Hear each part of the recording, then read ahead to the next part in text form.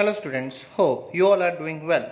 In this video, we will start from chapter 4 and the name of the chapter accounting ratio. Start with meaning. We have already discussed the meaning of the ratio. Ratio is an arithmetical expression of relationship between two interdependent or related items. Means to create a relationship between the variables in a ratio, in a percentage and in a times. So ratio when calculated on the basis of the accounting information are called accounting ratios. Next one, objective of ratio: to simplify the accounting information, to assess the operating efficiency of the business. Operating efficiency means what's the solvency position of the business, what's the liquidity position of the business, and what's the profitability of the position. Next one, to analyze the profitability of the business, to determine the liquidity position, short-term solvency, long-term solvency of the business. These terms we have already discussed previously. Next one, types of accounting ratio. First one is the liquidity ratio. Commonly used liquidity ratio as first one is the current ratio. Current ratio shows the relationship between the current asset variable and current liability variables. Current ratio establishes the relationship between the current asset and current liability. Formula to calculate the current ratio: current asset over current liability.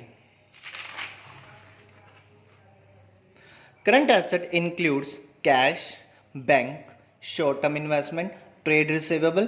Trade receivable include debtor and bills receivable. Next one, inventory, prepaid expense, accrued income. Now current liability includes bank overdraft, trade payable, short-term loans, all provision. All provision includes provision for doubtful debt, provision for tax, outstanding expenses, pre-received income. Now next, try to understand with the help of an example. From the following information, compute the current ratio: trade receivable, prepaid expense, cash and cash equivalent, short-term investment, machinery, bills payable, sundry creditors, debenture, inventories, expense payable means outstanding expense. In this example, all the variable related to the fixed asset, current asset, non-current liability and current liability. But we need the current asset variable and current liability variable to calculate the current ratio. So formula of the current ratio: current asset over current liability. Current asset include trade receivable, prepaid expense, cash and cash equivalent, short-term investment and inventory. And the total of the current asset equals to a 2 lakh. Same as the current liability: trade payable, expense payable. And the total of the current liability 1 lakh. Thence formula of the current ratio: current asset and the current liability. Put the value in the formula: 2 lakh divided by 1 lakh equals to 2:1. This 2:1 shows the relationship between the current asset and current liability. Next formula: working capital equals to current asset minus current liability. Let's try to understand with the help of an example. Current asset rupees 5,25,000, inventory 2 lakh, includes loose tool 75,000, working capital 2,25,000. Calculate current ratio. So formula of the current ratio: current asset over current liability, and the formula of the working capital: current asset minus current liability. Now inventory is a part of the current asset, so we will not add the inventory in the current asset. But loose tools is not the part of the inventory, so we have to deduct the loose tool from the current asset. So current asset equals to current asset minus loose tools. 5,25,000 minus 75,000 equals to 4,50,000, and put the value in a formula: current asset equals to 4,50,000 divided by current liability.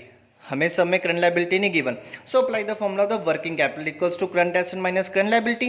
Current asset 5,25,000, working capital 2,25,000. The difference between the current asset minus working capital equals to a current liability, and put the value of the current liability in the formula 3 lakh. 3:2. This 3:2 show the relationship between the current asset and current liability. Now next, liquidity ratio, quick ratio or acid test ratio. Liquidity ratio shows the relationship between the liquid asset and current liability. Formula to calculate the liquid ratio, quick ratio: liquid asset or quick asset divided by current liability.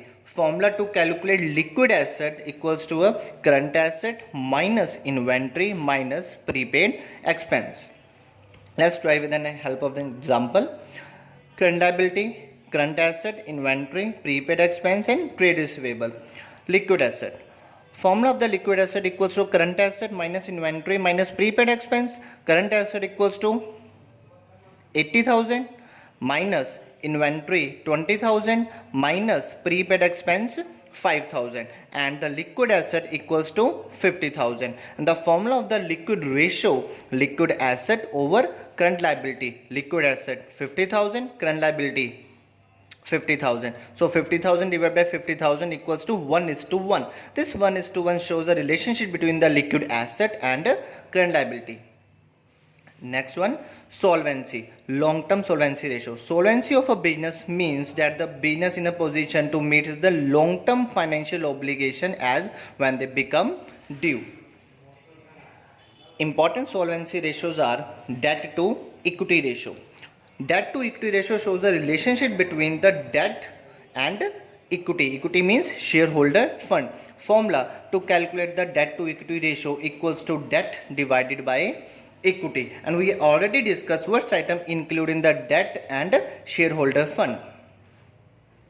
Let us try with the help of an example. From the following information, compute the debt to equity ratio. Shareholder fund, equity and share capital 2 lakh, reserve and surplus 1,50,000, long term borrowing 3,50,000, current liability 1 lakh. Debt to equity ratio, debt divided by equity. Now debt includes the 10% of the debenture, and 10% of the debenture equals to 3,50,000. So debt equals to 3,50,000. And equity includes equity share capital and reserve and surplus. So total of the equity share capital and reserve and surplus equals to equity 3,50,000. Put the value into the formula. 3,50,000 divided by 3,50,000 equals to 1:1.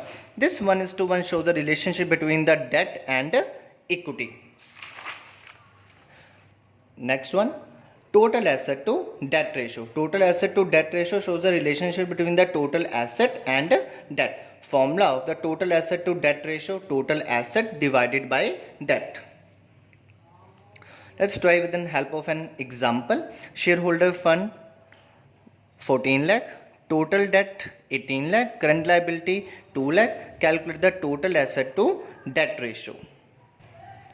Now remember, total debt includes current liability and non-current liability, and when we deduct the current liability from the total debt, we will get a long-term debt. So long-term debt equals to total debt 18 lakh minus current liability 2 lakh. 18 lakh minus 2 lakh equals to 16 lakh. 16 lakhs of a long-term debt.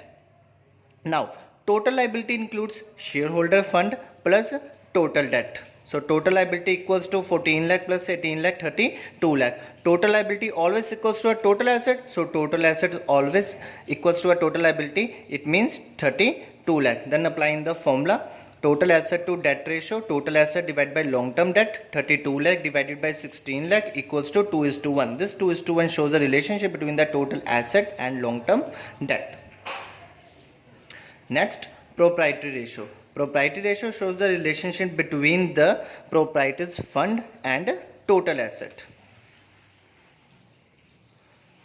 Formula of the proprietary ratio, shareholder fund divided by total asset.